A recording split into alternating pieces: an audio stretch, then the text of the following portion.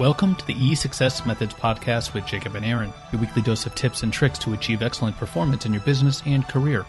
Join us as we explore deeper into the practical worlds of Lean, Six Sigma, project management, and design thinking. In this episode number 207, we continue with more Lean Six Sigma related questions from Quora. If you're just tuning in for the first time, find all our back episodes on our podcast table of contents at e6s-methods.com. If you like this episode, be sure to click the like link in the show notes. It's easy, just tap our logo, click, and you're done. Tap, click, done. Here we go. All right. Does Lean Six Sigma Yellow Belt certification look good on your resume when you're pursuing procurement or buyer positions? You've been close to this side, right? A little bit? Yeah, procurement. Again, different organizations have different definitions on what is a yellow belt, a white belt, a green belt, a black belt. At least there is more consensus on what is between green, black, and master.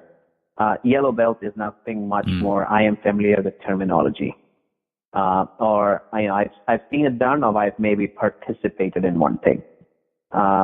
Would I consider that a grade in a resume? Probably not, because I don't think you've demonstrated that you can lead one or you can drive one. This is my personal bias or my personal opinion. I am glad that you're aware, and if I was an organization that had a program going on, I would probably consider you as somebody with an interest or aptitude or something for this, or maybe you can learn some more. But if I'm not an organization that has a program in this space or would like to know about a program in this space, I don't think it's going to give you any advantage at all. At least I would not if I was interviewing you for one of these positions. Now, is that because of the depth of knowledge associated with the yellow belt, or the application to this area of the business? It's purely with the depth of knowledge. I think it's applicable in any piece of the business.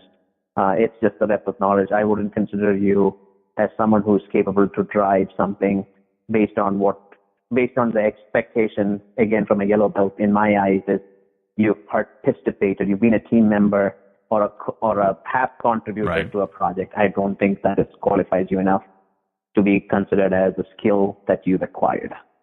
So let me a little bit of a devil's advocate here. So say this person is not embedded to improve the procurement process like a green belt or black belt might do, but in what they do as a matter of procurement, what skills might a green or yellow belt use on a day-to-day basis that would make deciding who to buy from and buyer decisions? Are there any skill sets within the Lean Six Sigma that would help be more effective as a buyer? The analytical capability, right? I would clearly look at that. In EMEA quality management world, I know you didn't necessarily work as much on the supplier quality side of activities, but maybe you did, which I wasn't privy to. I did. Yeah. So, yeah. That definitely becomes a big part of procurement or a buyer position. How do you assess and how do you manage the supplier quality? And, can I use some of the tools to, in many ways, for me, it's not necessarily just to do my job. I would also look at partnering with the supplier, to make their process better. We've talked about this multiple times in our multiple episodes where, we had a supplier, one of the big chip manufacturing companies, who partnered with us heavily in driving us to become better because they wanted to make sure that we were one of their preferred suppliers long term. So, just from activities like that, yeah, it would definitely be advantageous if I could speak the language and if I could maybe even teach or train those people to do that. But by just being a yellow belt, just because I'm aware of the tools, I don't know if I'd be able to practice it or show that. Maybe the person has the skills or the aptitude for it. But just the yellow belt certification, which in many places is attend a half-day class and you're done, I don't know if that qualifies. Right. I think and I agree on the yellow belt part. I'm just trying to put myself in the role of the procurement. Usually procurement leaves quality to the quality folks. They work together, but they usually don't. I think they focus more on the price rather than the quality and the delivery, on-time delivery and stuff like that. So I guess what I would say is some of these skills to be used on a day-to-day basis, if you were making some of these buyer decisions, if there's any kind of statistics on a vendor's performance, be it quality, be it on-time delivery, be it price variation, or whatever, that knowledge might help you in determining which vendors are the best ones to go to.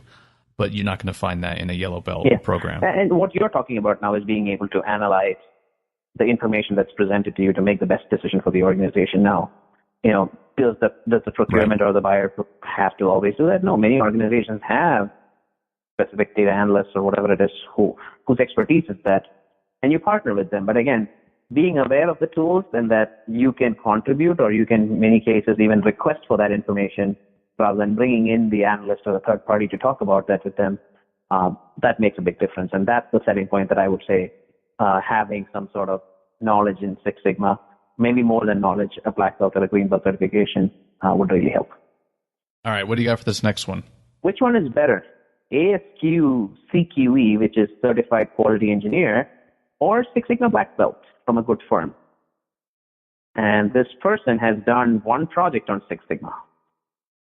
So just to give, I guess, context. Right. I've seen the CQE. It has some components of the Six Sigma, but it's more, again, on the quality standards. And I don't know if you've seen the content of it much. I don't remember. This is something that I looked into, I want to say 6-7 years ago. I don't even know if that's still relevant or if things have changed around over time. So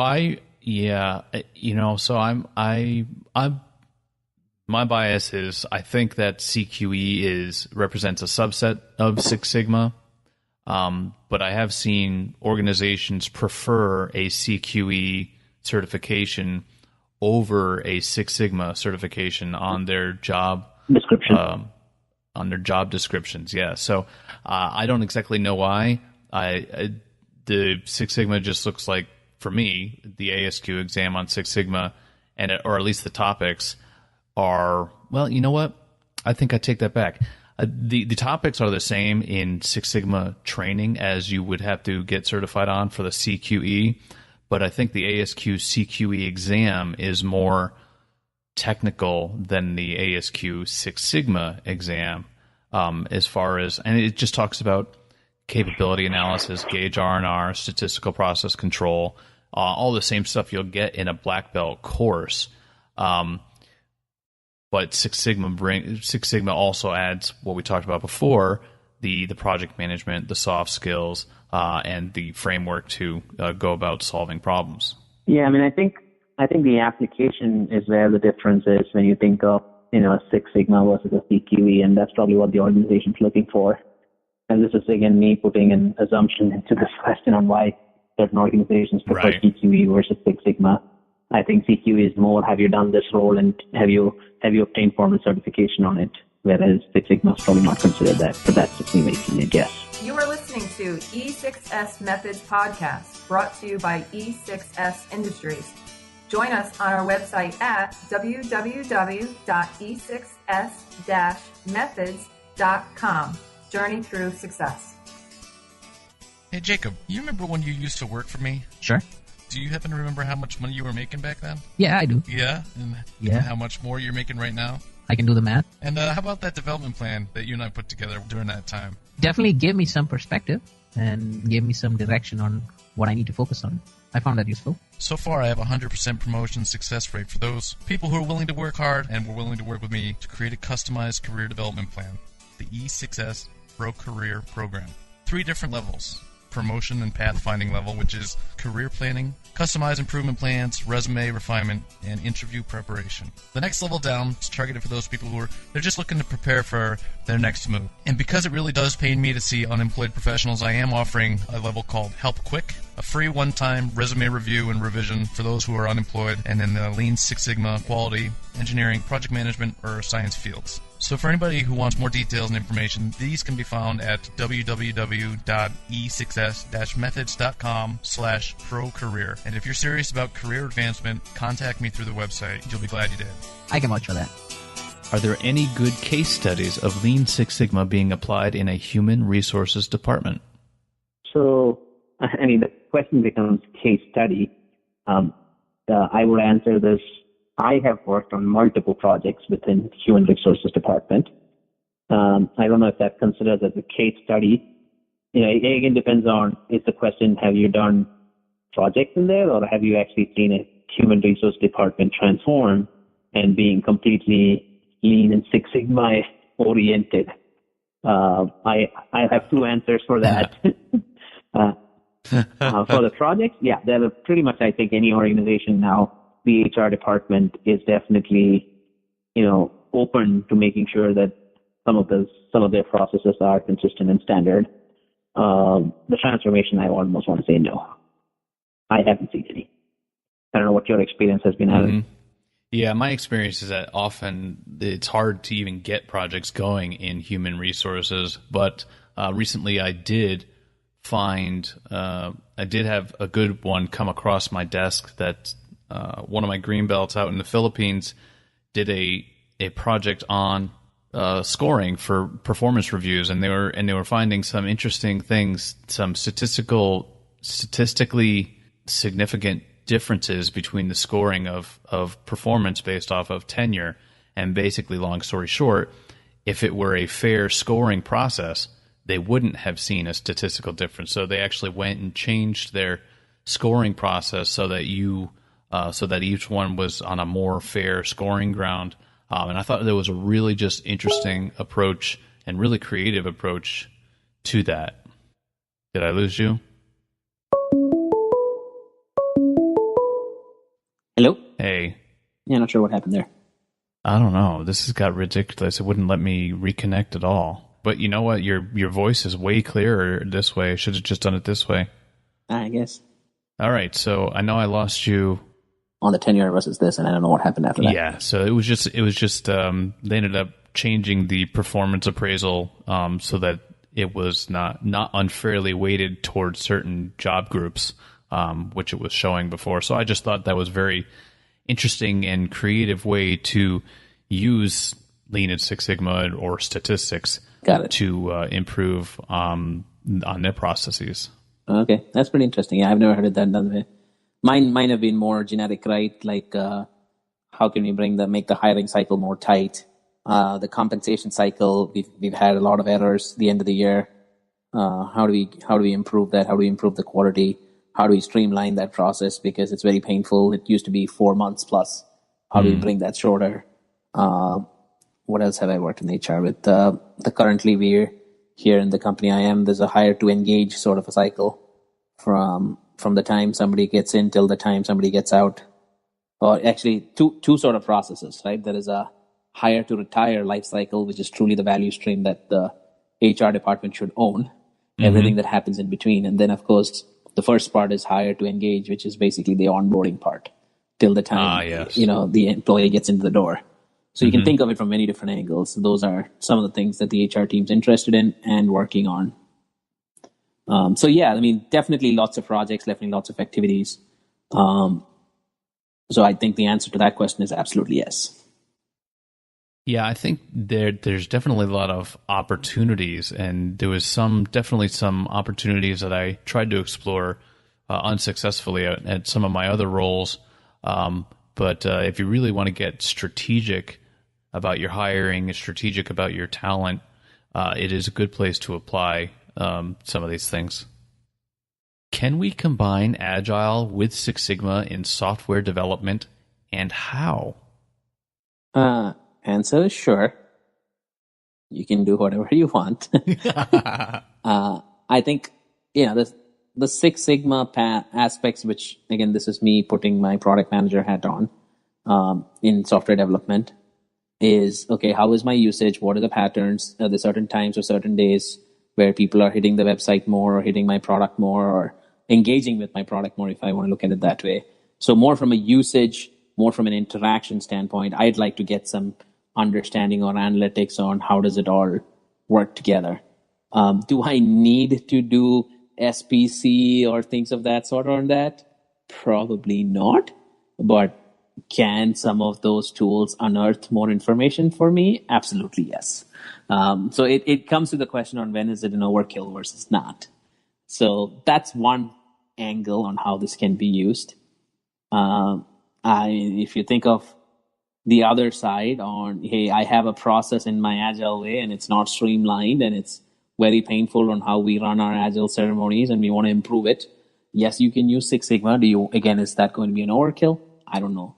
But there's definitely yes. The answer, in my opinion, is yes. But it depends on at what cost and at what efficiency are you planning to get out of it. Right. I mean, I always found it a little odd trying to apply Six Sigma in software development, but you kind of worked in that space, so I'm not quite sure where it was. But, I think of software development as, and maybe I'm just not thinking about it right, but, product development, and I'm not seeing a one-to-one fit, since yes, you can apply it on the process, or at least leaning out the process, making sure you have decent amount of quality. But if I'm a coder and I'm just cranking out code all day, why do I need to have Six Sigma knowledge? So again, that's my point. Six Sigma knowledge, probably not, but some of the tools, like, you're the R&D person. You keep saying FMEA is your favorite tool.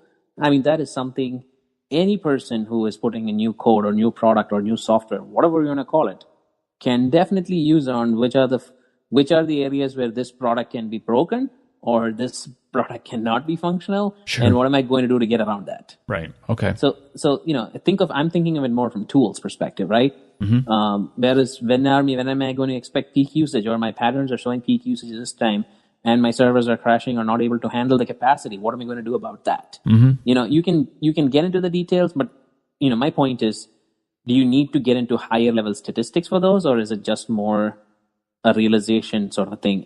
That's where I'm not as good on the IT side of things. I recognize that, but I personally feel it might be an overkill if you're planning to do Six Sigma related activities on that. Okay. Well, and this one's another one for you, I think. How is RPA connected to Lean Six Sigma? For those who don't know what RPA is, it stands for Robotic Process Automation. How is it connected to Lean Six Sigma? I don't think it is connected. I think it can be an outcome of your way on how you want to streamline your process, or an action that can come from how you can streamline your process. And this is my word of wisdom, or how you want to take it. I would never consider automating anything until I prove that it works manually. So otherwise, you're just wasting time and resources trying to automate something which probably is not going to deliver what you want, or is not going to solve what you're looking for. So that's one. Second, what I would say is, it is always better to do an RPA activity after you've done your Lean Six Sigma project, or after you've taken the wastes and the problems out of your process, because many a times what people do is, here's my process, go automate it. And half the things you might be doing in your current process today are non-value added or unnecessary things. And if you can take all the gunk and the goo out of your process, do that first and then automate it, because that'll really, you don't want to spend money automating something that's non-value added. Absolutely. So that's probably the second piece where I would say how they can be connected, or how they can be best used. Yeah, I find that most people want to jump to RPA. They'll even stick it in the problem statement. And, what's the problem? Well, the problem is that this process isn't automated. So what's the objective? To automate the process? No, let's reword that. Let's get to the real problem. And maybe automation is one of your potential solutions, but maybe it'll actually never happen. So we got to actually find other opportunities or options to fix whatever it is you're trying to fix. So your point of it may never happen is always, IT doesn't have bandwidth or capacity to do it. And, it's probably true. I don't want to defend the IT folks, but the problem is IT always gets fed junk. So they are always doing things unnecessarily and more than what's necessary. So if you are giving your IT department things that they have to build and put together, which half the things won't be used anyway, why are you wasting their time? And if you give them exactly what is going to be helpful and what is going to be efficient and effective, then they're probably going to crank it out faster, and they can go to the next one sooner. So just think of it from that angle, right? Why am I doing this? Is it even? Lost you again. You there? Yeah, I got a call, so I think it just put me on hold. Sorry. I lost you. Is it even? Is it even important? I don't know. Sorry, you lost the thought. Sorry. Thanks for listening to episode 207 of the E6S Methods podcast. We continue with more questions from Quora in episode 208. Don't forget to click like or dislike for this episode in the show notes. Tap click done. If you have a question, comment, or advice, leave a note in the comments section or contact us directly.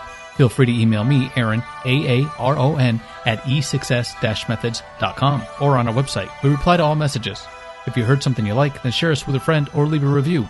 Didn't like what you heard? Join our LinkedIn group and tell us why. Don't forget, you can find notes and graphics for all shows and more at www.e6s-methods.com. Journey through success. If you're not climbing up, you're falling down.